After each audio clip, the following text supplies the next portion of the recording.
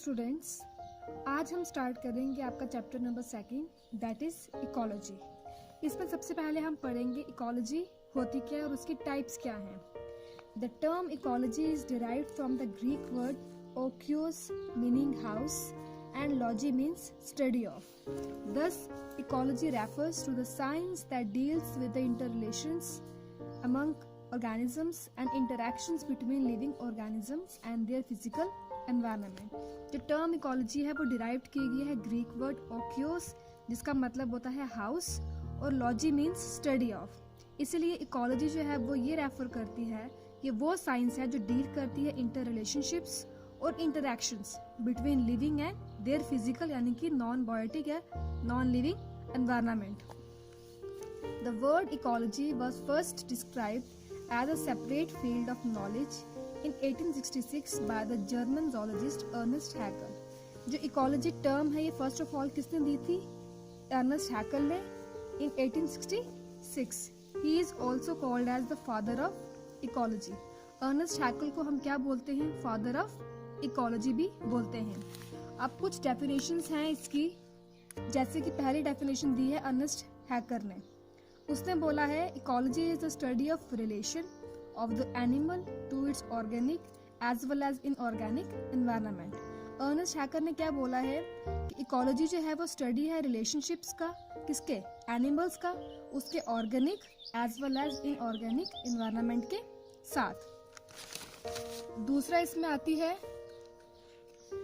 Ecology is the study of relations.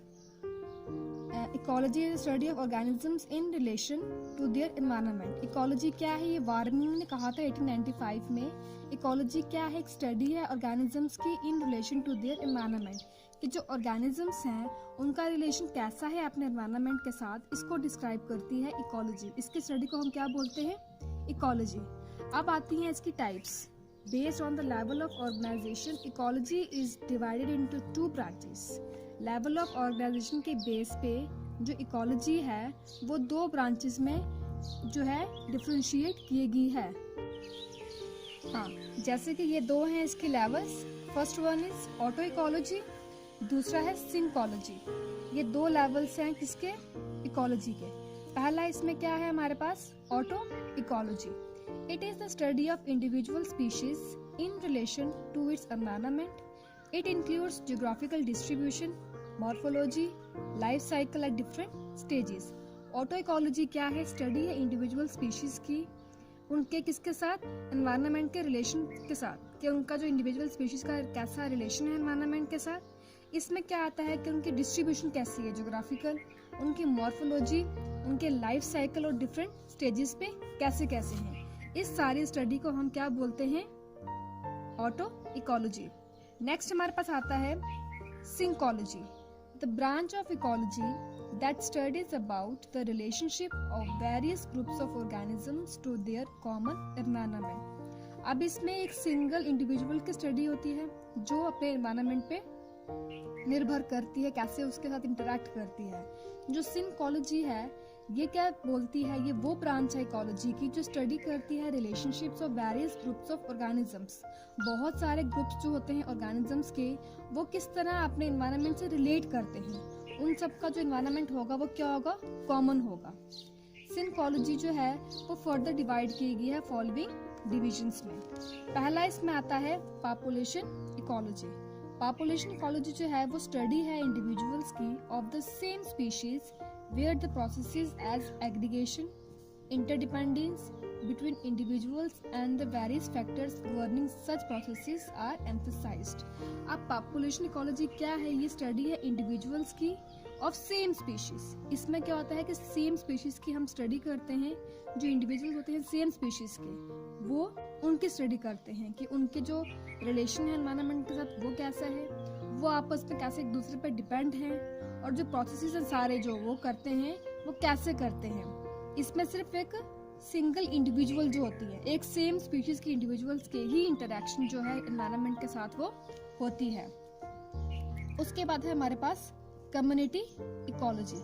Community ecology जो है वो डील करती है groups of different kinds of population in the area, कि इस एक पर्टिकुलर एरिया में डिफरेंट काइंड्स ऑफ पॉपुलेशन जो हैं उनके बीच में इंटरेक्शन जो है ये कम्युनिटी इकोलॉजी स्टडी करती है। इसमें क्या होता है कि कम्युनिटी इकोलॉजी में हम मेजर कंसर्न जो है इसमें लेते हैं कि कम्युनिटी जो है वो कौन कौन से डिफरेंट काइंड्स उसमें पॉपुलेशन के रहती हैं, वो कैसे इंटरैक्ट करती है एनवायरनमेंट के साथ, और वो आपस में कैसे इंटरैक्ट करते हैं।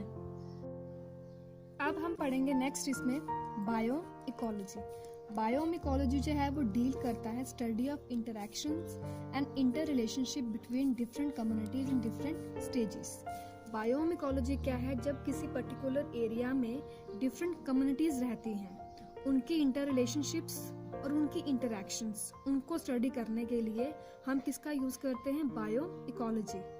नेक्स्ट हमारे पास क्या है, इकोसिस्टम इकोलॉजी। ये एक रिसेंट डेवलपमेंट है इकोलॉजी में, that not only biotic but also abiotic components of nature interact with each other. ये क्या बोलता है कि खाली बायोटिक कंपोनेंट्स जो हैं एनवायरनमेंट के, जैसे प्लांट्स हो गए, एनिमल्स जो लिविंग हैं, वो ही आपस में इंटरैक्ट नहीं करते हैं जो हमारे नॉन बायोटिक हैं, बट ऑल्सो एबायोटिक कंपोनेंट्स भी हैं of nature interact with each other. जो एबायोटिक कंपोनेंट्स हैं एनवायरनमेंट के, वो भी आपस में क्या करते हैं, इंटरैक्ट करते हैं। These interacting biotic and abiotic components also interact with one another. Biotic भी करते हैं और एबायोटिक और एबायोटिक भी करते हैं, और बायोटिक और एबायोटिक दोनों आपस में क्या करते हैं, इंटरैक्ट करते हैं, and form an integrated system which is known as ecosystem और इकोलॉजिकल सिस्टम। अब जो ये सिस्टम है इसको हम क्या बोलते हैं, as a form of integration होता है, इसको हम बोलते हैं इकोसिस्टम या फिर इकोलॉजिकल सिस्टम। अब जो कुछ और ब्रांचेस दी गई हैं सिंकोलॉजी की, सिंकोलॉजी जो है उसकी कुछ और ब्रांचेस दी गई हैं, जिसमें आती है सबसे पहली हैबिटेट इकोलॉजी। इसमें हम क्या करते हैं, प्लांट्स और एनिमल्स का रिलेशन स्टडी करते हैं विद देयर हैबिटेट, कि उसके हैबिटेट के साथ प्लांट्स या एनिमल्स का रिलेशनशिप कैसा है। उसके बाद नेक्स्ट आती है इसमें जीनकोलॉजी। इसमें हम क्या स्टडी करते हैं, इस स्टडी जो है फील्ड में हम रिलेशन स्टडी करते हैं इकोलॉजी का जेनेटिक्स के साथ। इकोलॉजी का हम स्टडी करते हैं किसके साथ, जेनेटिक्स के साथ, कि जो इकोसिस्टम है वो ओरिजिनेट कैसे हुआ। उसके बाद हम स्टडी करते हैं इसमें नेक्स्ट पहला इकोलॉजी।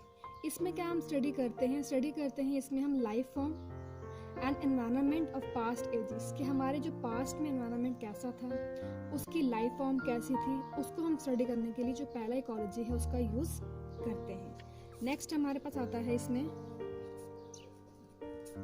Radiation ecology. इसमें हम क्या स्टडी करते हैं कि इफेक्ट क्या है रेडिएशंस का ऑर्गेनिजम्स के ऊपर। ये कुछ और जो हैं इसके डिविजन्स, जिसमें हम क्या करते हैं, हैबिटेट को स्टडी करते हैं, जीन को करते हैं पहला यानी लाइफ फॉर्म्स को, रेडिएशंस को, कि इफेक्ट क्या है रेडिएशंस का जो हमारे ऑर्गेनिजम्स हैं उनके ऊपर। ये हमने आज पढ़ा इकोलॉजी और उसकी टाइप्स। नेक्स्ट हम पढ़ेंगे टॉपिक इसके बाद कि इकोसिस्टम का मीनिंग और उसका कंसेप्ट। Thank you.